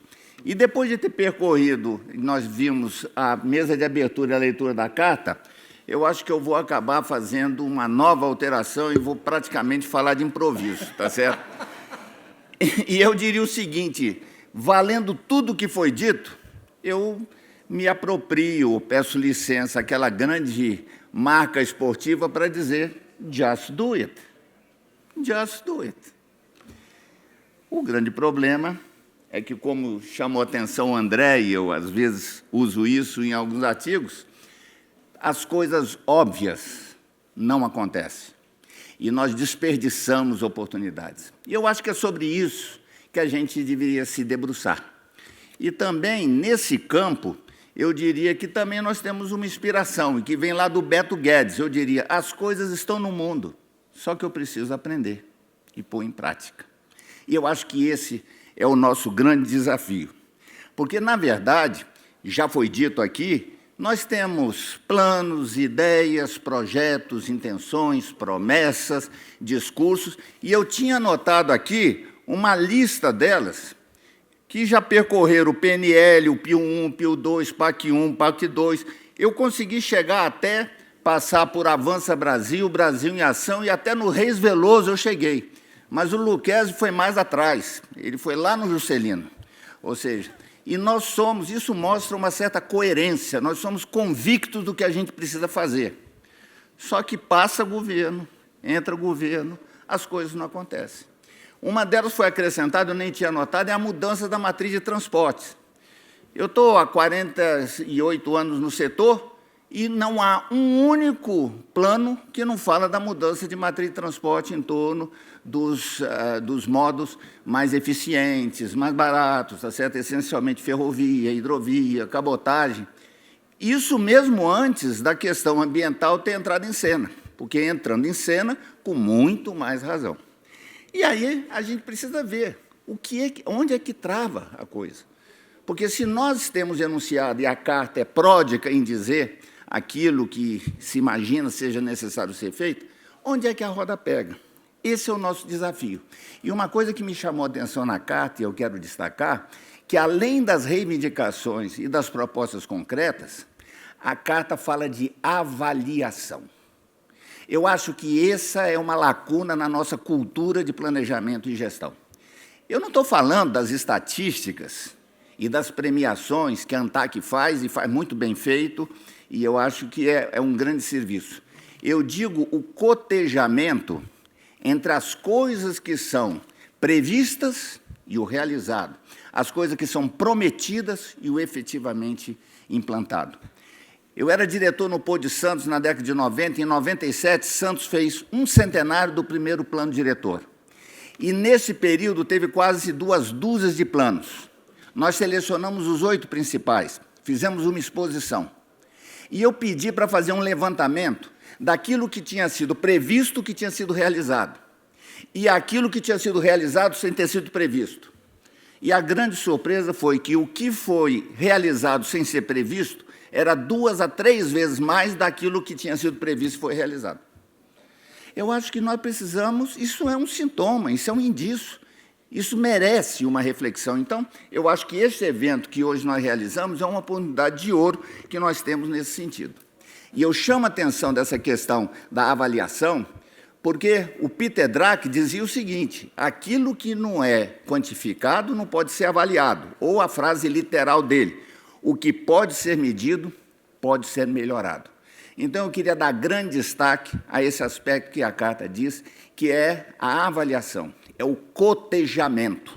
Eu não quero entrar no painel seguinte, mas a experiência das shortlines americanas com as avaliações quinquenais por entidades e por atores independentes é um benchmark que eu acho que a gente deveria seguir. Uma questão que eu acho que já foi bastante explorada e que me economiza o tempo, é o peso que tem a questão da logística. Nós estamos falando de uma indústria de 4,3 trilhões de dólares por ano, segundo dados da UNCTAD, do relatório da UNCTAD. Nós estamos falando de uma indústria que é o PIB brasileiro de 2 anos. E, no caso brasileiro específico, também já foi citado, e é uma variante disso, nós despendemos do nosso PIB cerca de 4 pontos percentuais mais do que os países da OCDE. 3 vezes mais do que os países da OCDE, 3% mais do que da OCDE, e 4% mais do que os países do que os Estados Unidos. Isso significa que nós estamos, se considerarmos o PIB de 10,9 trilhões de reais no ano passado, nós estamos falando de 316 bi, que nós estamos gastando mais na nossa logística do que o padrão, tomando esse país como benchmark. E, segundo um evento que ocorreu da Conab, numa das apresentações, foi dito que nós desperdiçamos das nossas safras 30 bilhões por ano, seja quantitativamente por perdas, seja qualitativamente por perda de qualidade, portanto, perda de preço. Nós estamos falando de 30 bi. Portanto, nós estamos falando de um tema relevante para esse país, tema relevante. E eu, na verdade, só estou frisando o que já disseram aqui antes. Eu não quero dissertar sobre a questão de armazenagem, que já foi muito bem dito, e eu não quero ensinar Padre Nosso a vigário e nem tenho competência para isso. Mas eu quero chamar a atenção que, nessa questão da armazenagem específica, e eu quero me fixar nela e nos portos para terminar, porque com o Dino e o Nery aqui eu não vou entrar na questão da hidrovia, tá certo? Nem vou ser atrevido a esse ponto. Mas eu diria que, nessa questão da armazenagem, um aspecto que eu aprendi ao preparar para aqui é de que, na verdade, nós estamos tratando de um tema que dá a armazenagem pulverizada. Nós não estamos falando da armazenagem nos portos e nos terminais hidroviários. Isso se resolve. Nós estamos falando dessa outra armazenagem pulverizada, que é essencialmente feita nos próprios locais de produção, nas próprias fazendas. E eu vi aqui que a Argentina, o percentual de fazendas que tem a armazenagem para 100% da sua produção, na Argentina é 3 vezes mais do que o Brasil. Nos Estados Unidos, entre 4 e 5, é mais que 4. E no Canadá é 6 vezes. No Canadá, 80% das unidades de produção tem armazenagem para si próprio. Portanto, nós estamos falando de uma atividade privada, tá? Junto e associada diretamente à produção. Mas é um locus privilegiado de exercício do PPP, porque, como é algo estratégico da nação, a ser enfrentado é como se materializa a participação do privado, que realiza, e do público, que incentiva pelas necessidades, não apenas exportadoras, mas também do abastecimento, como nós vimos aqui colocado. E a questão que também já foi dita, apenas uma forma diferente, não é que a armazenagem não aumente, mas a analogia é que ela sobe, usando aquela surrada analogia, ela sobe pela escada, enquanto a produção sobe pelo elevador. E é mais ou menos a relação de 2 para 1. Então, na média dos números que foram dados, nós estamos falando de 10 milhões de toneladas por ano, e a armazenagem cresce 5. Grosso modo, é disso que nós estamos falando, né? O Plano Safra incentiva com 6,6 bi, mas é insuficiente porque, considerando 1,500 por tonelada, nós estamos falando para os 10 milhões que se agregam anualmente, nós estamos necessitando de 15 bilhões por ano no aumento da capacidade de armazenagem. E imagino que ninguém esteja imaginando de segurar a produção para resolver o problema da armazenagem, está certo? Não é esse o caminho que está aqui sendo proposto. Mas eu queria voltar à questão proposta pelo André, que é os investimentos. E eu diria o seguinte, aqui eu acho que nós também temos uma lacuna metodológica e até cultural. Quando nós falamos de investimento, nos nossos olhos brilha volume de investimento. Essa é a métrica pela qual nós medimos investimento. E um detalhe, normalmente é aquilo que é planejado, porque o que é efetivado, as informações são muito difusas e nós não conseguimos realizar. Então, nós nos pautamos pelo volume de investimento declarado, anunciado, prometido, projetado. E é claro que nós necessitamos, para a execução disso que foi previsto aqui, de investimento, é evidente que precisa. Mas eu queria chamar a atenção que nós temos aqui uma equação que precisa ser fechada, porque, ao mesmo tempo que nós falamos que precisamos de investimento, e aí não é só para armazenagem, aí é para os portos, e aí é para a hidrovia também, disse que o mundo tem trilhões de dólares gravitando em busca de investimentos. Então, a equação que nós precisamos resolver é como que essa demanda pode ser atendida por essa oferta que está aqui. Essa equação a ser resolvida. Porque os problemas de engenharia, eles são resolvidos, a tecnologia são resolvidos, mas a montagem dessa equação é o nosso desafio que tem que colocar. E aí eu queria chamar a atenção de 3 aspectos do investimento, sobre 3 aspectos, que é a relação de investimento e desinvestimento, a questão do volume de investimento versus a qualidade do investimento e a questão do previsto prometido versus o realizado. São 3 dimensões que eu acho que nós precisamos trabalhar sobre ela. A primeira delas, investimento versus desinvestimentos, o case que eu escolho é o Porto de Itajaí. O Porto de Itajaí, em 2008, antes da enchente, chegou a movimentar 850 mil teus. É um ativo de vale 3 a 4 bi reais, se nós considerarmos o mercado que estava lá. Isso é uma estimativa grosseira que eu faço. Esse porto ficou imobilizado, movimento zero, por 2 anos. Por 2 anos. Ele vive hoje um contrato transitório na busca de uma solução permanente. Eu não quero tratar disto, mas eu quero dizer que, enquanto se discute que o Porto de Santos e que containers no Brasil existe carência, nós nos damos ao luxo de ter um ativo de 3 a 4 bilhões, 2 anos paralisado. E agora está movimentando pequenas coisas. Ou seja, eu acho que, quando nós falarmos de investimento, nós precisamos considerar o investimento que é feito e o investimento que é queimado, que é imobilizado, que é usado, que é desperdiçado, vamos dizer. A segunda coisa diz respeito ao volume e à qualidade do investimento. E eu diria que, felizmente, esse tipo de análise veio à baila. E o tempo caminhando esgotar, para mim, eu ainda tinha 2 minutos aqui, no countdown aqui. E eu diria que, na verdade, esse talvez seja uma mensagem, e eu mencionei isso no evento com a Infra, é que este novo ciclo de planejamento, ele deveria metodologicamente ser alterado.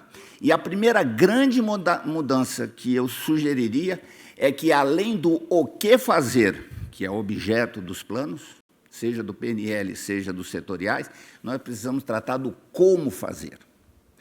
O fato de enunciarmos planos sem termos o como fazer como parte do planejamento, como variável de planejamento, resulta esse fato que foi dito. Aqui falou-se de 8,6 milhões de obras paradas, mas um outro relato do TCU fala de 12 milhões. Então, essa disjunção entre aquilo que é iniciado, o que é realizado, prometido e efetivado, muitas vezes tem um vício de origem. É porque nós enunciamos coisas que não temos como realizar adequadamente. E eu acho que, na medida em que a Infra está trabalhando no plano, no ciclo 2050, eu acho que essa é uma mudança metodológica central. E, por fim, a questão do previsto prometido versus o realizado. Eu acho que o grande exemplo disso são as autorizações ferroviárias, mas certamente o Bernardo falará disso. Mas eu quero dizer que, no mundo portuário, nós também temos um exemplo disso que acontece no mundo ferroviário, nas autorizações. E, para não ficar dissertando, eu quero ler o trecho de um estudo que foi feito pela ANTAC e de um acórdão que foi citado. Diz o seguinte: surpreende também a representatividade dos investimentos previstos por essas instalações que ainda não iniciaram suas obras. As 63 autorizações dos últimos 5 anos têm previsto 47 bilhões em investimentos, sendo que as 27 que ainda não iniciaram as obras corresponde por 96%. Ou seja, das autorizações que foram concedidas nos últimos 5 anos e foram anunciados investimentos de 47, 96% não tinha sido iniciado. Isso tem menos de 1 ano, esse relatório. Então, eu diria, e aí eu tinha reservado a minha historinha favorita, que é uma experiência que eu vivi em Singapura, onde eu tive, há uns anos atrás, participando de um evento, e tive a oportunidade de ver uma palestra sobre o caso de por que Singapura saiu na Idade Média do que era e virou o que é hoje. E aí, terminado a coisa, era uma chinesinha de 1,5 metro de altura, muito capaz, e um secretário de um estado importante do Brasil, secretário de Desenvolvimento, fez a seguinte pergunta: isso que está sendo apresentado é muito bom, queremos parabenizar. Na prática, o que acontece? E a chinesinha impávida respondeu: o que é planejado, acontece. Ele disse: sim, mas nós sabemos que a realidade é... Como é que resolve essa diferença? O que é planejado, acontece.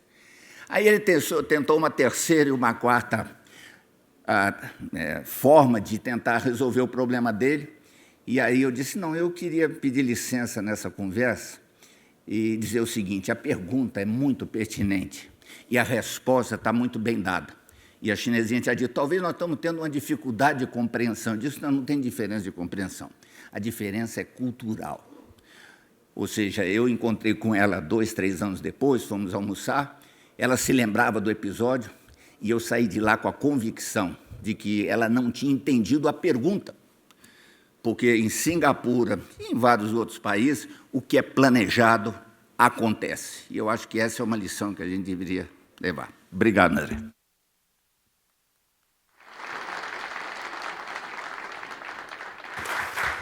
Obrigado, Frederico. Já vou passar para o Dino diretamente.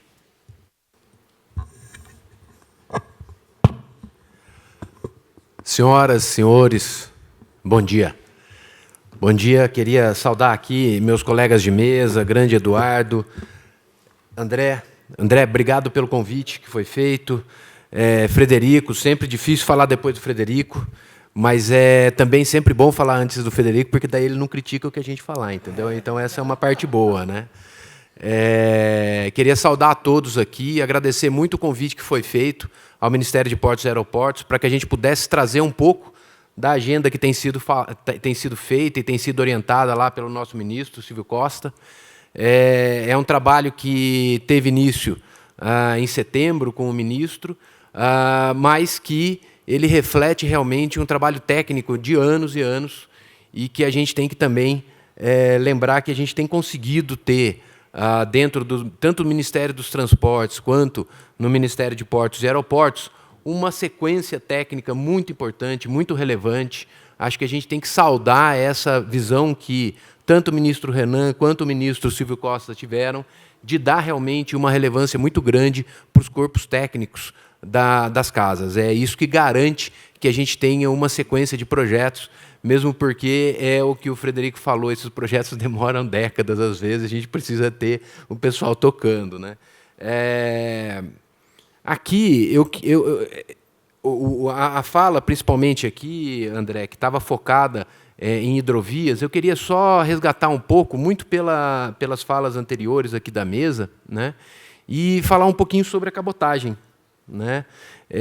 A cabotagem, e ligando um pouco com o evento que a gente teve ontem lá na ANTAC, já parabenizando novamente a ANTAC pela publicação do Estatístico Aquaviário, né? E é um evento onde a gente teve realmente as informações sobre o desenvolvimento das movimentações, tanto na parte portuária, quanto na parte da navegação interior, navegação de cabotagem. E eu queria citar exatamente, ressaltar a navegação de cabotagem, né? E por que eu faço isso? Porque a gente tem sempre que pensar nessa relação da política pública, de decisões que são feitas com resultados que são atingidos, né? A gente teve ontem realmente um desempenho da cabotagem que está sendo muito bom, está sendo muito interessante, principalmente a partir do ano passado, né? E a gente quer crer, né, pelo menos nas nossas avaliações, que isso tem um reflexo, que isso é um reflexo também da política pública que foi feita do BR do Mar, né? Uma política que foi construída, lógico que em conjunto com toda a sociedade, e aqui é importante sempre trazer essa questão do debate social, da discussão de ideias, né, para que a gente possa ter um resultado interessante. E na cabotagem a gente está tendo esse andamento, que é exatamente o que a gente quer agora com as hidrovias, né?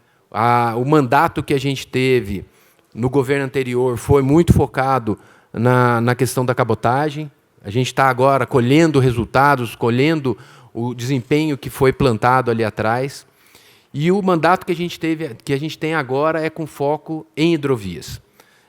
Adalberto, é exatamente por isso que chama a Secretaria de Hidrovias e Navegação e não o contrário, certo, Adalberto? Sempre lembrando isso, e foi em sua homenagem, viu, Adalberto? Fique tranquilo quanto a isso. Foco total na questão hidroviária, né?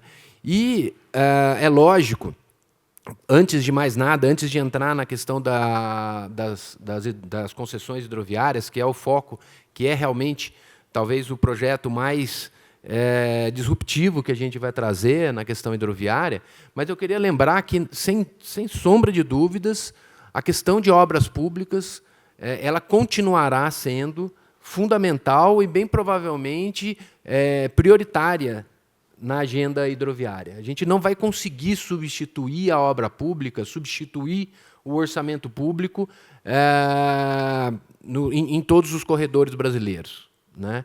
É por isso que a gente tem tido realmente essa parceria muito grande com o DENIT, uma tentativa de otimizar o uso do orçamento público, sair de algumas armadilhas, Frederico, que a gente tem históricas, relacionadas aí a algumas obras importantes para o setor hidroviário. E aqui eu queria chamar, por exemplo, a atenção do derrocamento do Pedral de Nova Vanhandava, uma obra que está andando, né? depois também de décadas, né? É uma daquelas aquelas obras óbvias, né, que já tinham que ter sido feitas há décadas, na verdade, que foi planejada no momento da concepção da hidrovia Tietê-Paraná.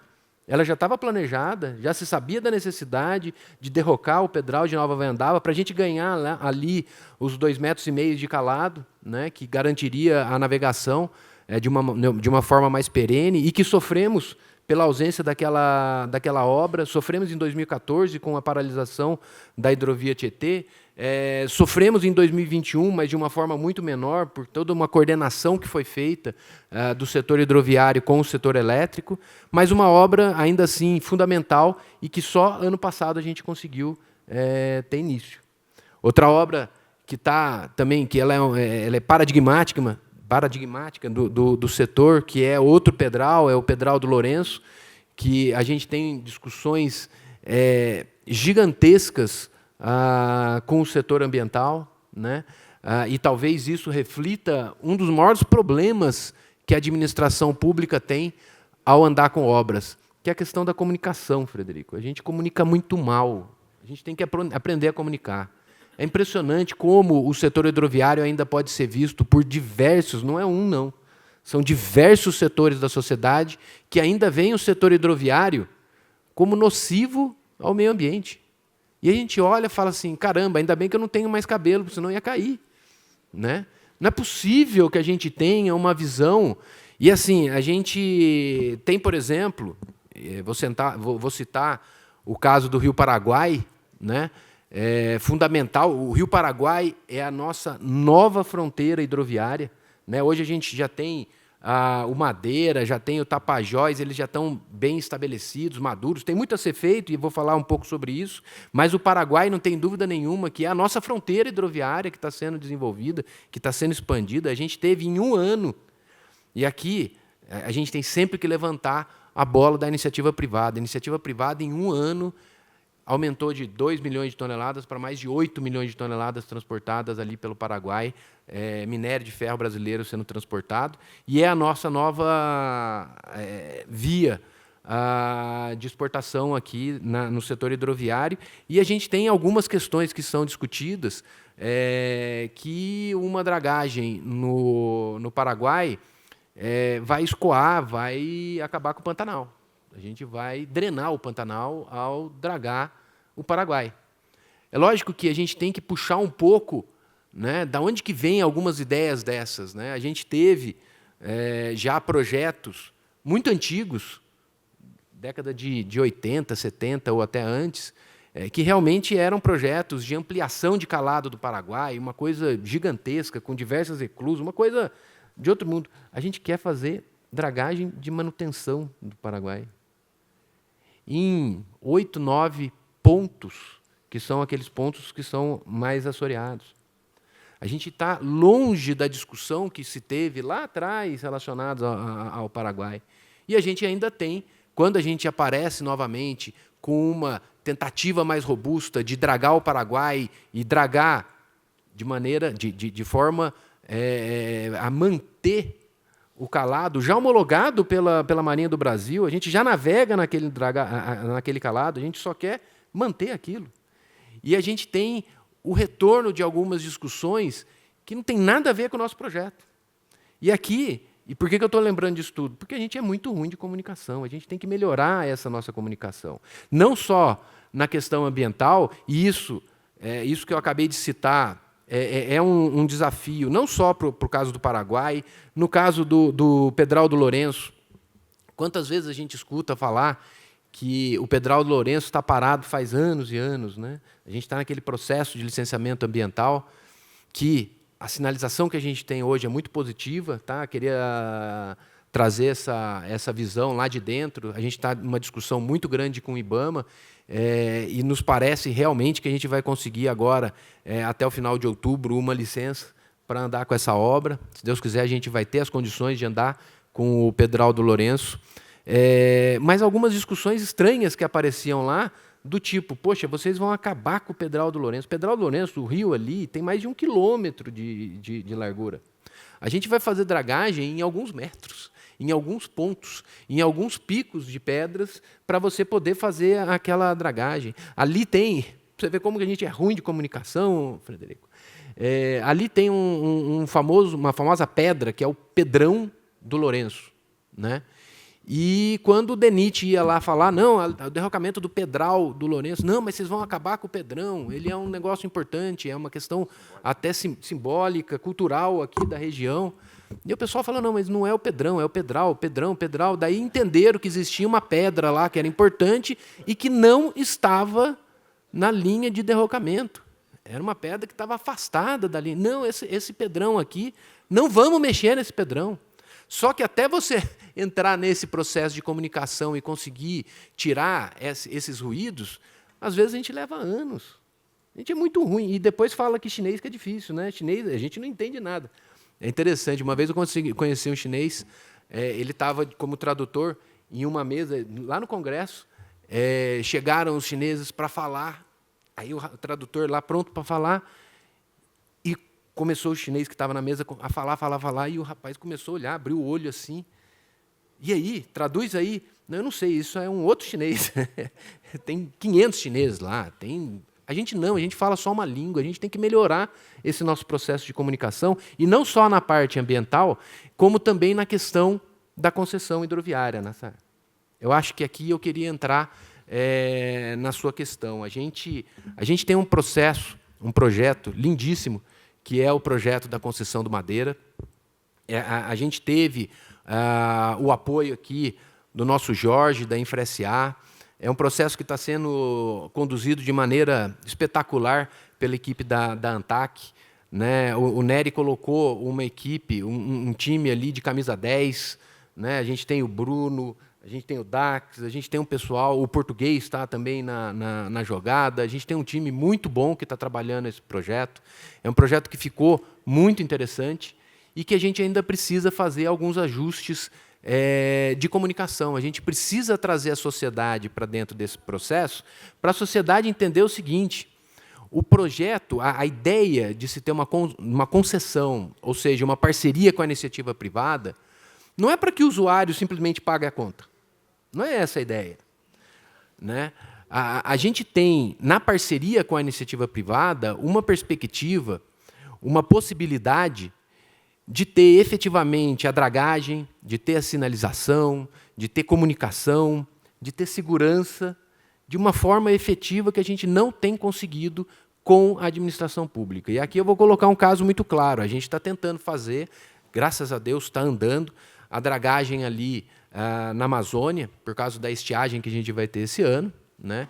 A gente vê a dificuldade que é para o DENIT tocar essas obras. Né? É impressionante. A gente tem judicialização em cima de judicialização, algumas que não fazem sentido, outras sim. Né? De maneira que, muitas vezes, a gente tem a dragagem sendo feita no momento que não é o mais adequado. Quando a gente traz a iniciativa privada para fazer parte desse processo, a gente traz a possibilidade do sujeito fazer o seguinte: olha, eu não vou dragar agora, sei lá, 300 mil metros cúbicos. Eu vou dragar, nesse momento, eu vou dragar 500 mil metros cúbicos. E por que eu vou fazer isso? Porque é mais barato eu fazer isso nesse momento agora, eu vou fazer o que a gente chama de sobredragagem. Né? Vamos fazer uma sobredragagem agora, que vai garantir o calado no momento certo, e que eu vou liberar a minha draga para uma outra atividade, que eu vou poder fazer um outro processo, e não simplesmente fazer aquilo que normalmente acontece quando é feito pela administração pública, que é a dragagem no momento que a gente conseguiu. E, naquele momento, muitas vezes, a draga não está mais aqui, a draga está em Paranaguá, a draga está na Colômbia ou qualquer outro lugar. Então, quando a gente traz a iniciativa privada, não é só uma questão de orçamento, não é só uma questão de falar, usuário, agora você paga a conta, se vira, que não vai ser mais problema meu. Trazer a iniciativa privada é a possibilidade, e aqui eu queria realmente saudar muito a fala do diretor Rafael, aqui da CNI, e também agradecer a possibilidade, a disponibilidade que eles fizeram desse espaço todo aqui para a gente discutir esses assuntos. Mas a fala, ele ressaltou a importância da iniciativa privada na provisão desses desses serviços que são públicos. Eles não vão deixar de ser públicos. A concessão não é privatização, eles continuam sendo serviços públicos, né? E com essa possibilidade de ter o privado se planejando melhor, se organizando melhor em relação às dragas, em relação a conhecer a hidrovia, a fazer as dragagens, as batimetrias, em todo o processo de conhecimento da dinâmica do rio, né? A gente acredita que realmente trazer a iniciativa privada para esse setor hidroviário ele é fundamental. É o que vai garantir que a gente transforme efetivamente, e é algo que o setor sempre fala, né? Baldez está aqui, ele sempre fala isso para a gente precisa transformar os nossos rios navegáveis em hidrovias. A gente não tem dúvida nenhuma que é através da parceria com a iniciativa privada que a gente vai trazer essa possibilidade. E hoje, o Madeira sendo o primeiro projeto, a gente tem uma possibilidade muito interessante, utilizando também recursos da Eletrobras, que foram colocados na lei de desestatização da Eletrobras. Esses recursos vão fazer com que a tarifa a ser paga pelo usuário seja muito menor do que os benefícios que a gente tem calculado para o usuário. Isso é fundamental, isso é uma premissa nossa. Então, André, respondendo mais objetivamente à sua pergunta, por que a gente precisa colocar, e eu não diria dinheiro privado, por que a gente precisa trazer a operação privada para as hidrovias? É para ter efetivamente uma hidrovia e não um rio navegável, para ter as intervenções sendo feitas no momento correto, para ter alguém que faça as batimetrias, que conheça o rio e que viva o rio o tempo todo, sem onerar os usuários. De maneira que tem que ser calculado, e essa é uma premissa que foi dada pelo nosso ministro, que toda e qualquer tarifa que seja cobrada, ela tem que ser inferior ao benefício que estiver sendo criado pela concessão, né? Então, acho que é por isso, esse é um grande projeto nosso, não é o único, a gente está trabalhando o BR dos Rios, são diversas outras ações, mas eu queria dar, na minha fala, realmente ressaltar a necessidade da gente andar com esse projeto, que vai ser efetivamente disruptivo. A gente vai, o Madeira vai ser só o primeiro, não tenho dúvida nenhuma que vai acontecer como aconteceu com os aeroportos. Hoje todo mundo quer que o aeroporto da sua cidade seja administrado pela iniciativa privada, e eu não tenho dúvida nenhuma que é o que vai acontecer nas hidrovias, e o Ministério de Portos e Aeroportos está totalmente aberto para fazer a discussão sobre esse projeto, para que a gente tenha realmente o melhor projeto possível para as nossas hidrovias. André, agradecer novamente essa oportunidade e colocar o Ministério sempre à disposição para todos que quiserem discutir os nossos projetos. Um grande abraço, obrigado.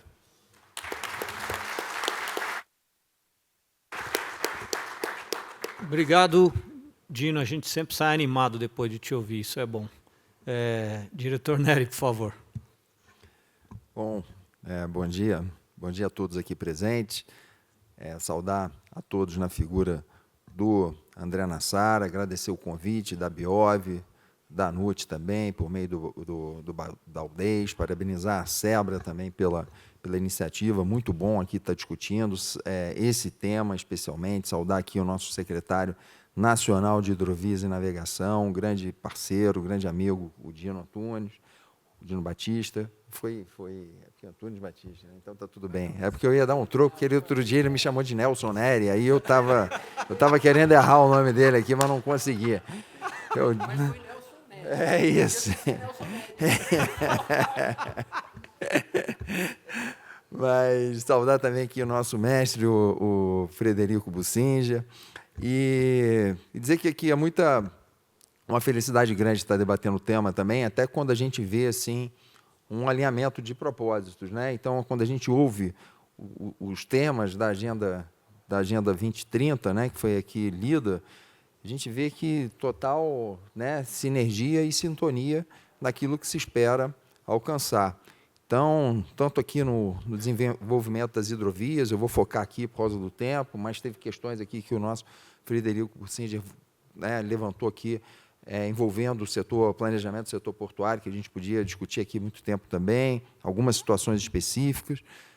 Mas uma delas aqui, que eu acho que é importante também, que foi lida e diz respeito a melhoria dos acessos terrestres. Aí eu saldo aqui o nosso diretor-geral da NTT, o Rafael Vitale, também uma agência irmã que foi criada pela mesma lei e cujas atribuições elas são muito relacionadas, e isso exige uma integração máxima, porque não há porto sem ferrovia, não tem porto sem um acesso terrestre e sem um transporte rodoviário que atenda às necessidades da carga. Então, se essas agências não tiverem uma atuação integrada, não se conversarem, certamente elas não vão estar cumprindo o seu papel institucional. E eu posso, né, assegurar que, pelo menos, esse esforço a gente vem fazendo, né, Rafael? Se a gente está sendo bem-sucedido, a gente precisa de avaliar, mas que o esforço, pelo menos, não tem faltado. A gente conversa muito em relação a Santos, principalmente. Dentro da ferrovia interna do Porto de Santos, a gente tem feito uma atuação bem, assim, eu diria, estamos sendo bem atuantes. As equipes têm atuado, têm feito fiscalizações conjuntas, tem a parte técnica ferroviária que depende da avaliação da NTT e a parte que exige a regulação, principalmente dos terminais portuários, depende da ANTAC, ou seja, uma depende da outra. E, inclusive, a gente tem feito reuniões de diretoria, a cada bimestre, né? Uma na agência, na ANTAC, outra na NTT, e assim que a gente está caminhando. Inclusive, amanhã em Santos já temos uma pauta relacionada a esse assunto. Então, essa integração ela é essencial. Mas, entrando aqui na nossa pauta, no nosso tema aqui das nossas hidrovias, queria dizer, né, que é sempre importante lembrar alguns números, né, dos mais de 42 mil quilômetros de hidrovias hoje em dia existentes no Sistema Nacional de Viação, um número que um grupo de estudo do então Ministério dos Transportes, lá em de 2015, calculou que podia chegar até 60 mil quilômetros, que atualmente, de acordo com o levantamento que a ANTAC faz a cada 2 anos, que são o levantamento das vias economicamente navegadas, ele revela que só são explorados de modo econômico 19 mil quilômetros, pouco mais de 19 mil quilômetros, 19.200 de vias navegáveis. Isso de maneira ineficiente. Então, sempre que a gente fala transformar a via navegável em hidrovia, que não temos hidrovias, de uma maneira mais técnica, uma hidrovia ela se difere de uma via navegável porque ela necessita de dragagens de manutenção e de aprofundamento frequentes para atender a um calado máximo operacional definido, que vai assegurar previsibilidade, segurança da navegação, sinalização, balizamento, gestão náutica. Do ponto de vista técnico, a gente pode ir por aí. Do ponto de vista mais assim prático e para entender melhor, a gente pode dizer que comparar uma via navegável a uma estrada de chão.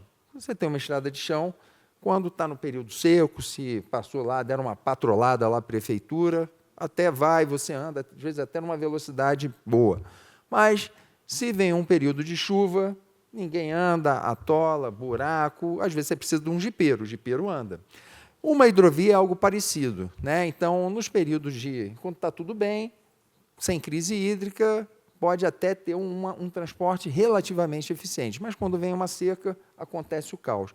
E o que a gente quer transformar de fato, as vias navegáveis numa BR. Quando você vai ter a BR, você tem uma velocidade diretriz que vai ser atendida, você tem eficiência no transporte, você tem sinalização horizontal, vertical, é isso que se espera de uma hidrovia, ou seja, eficiência operacional.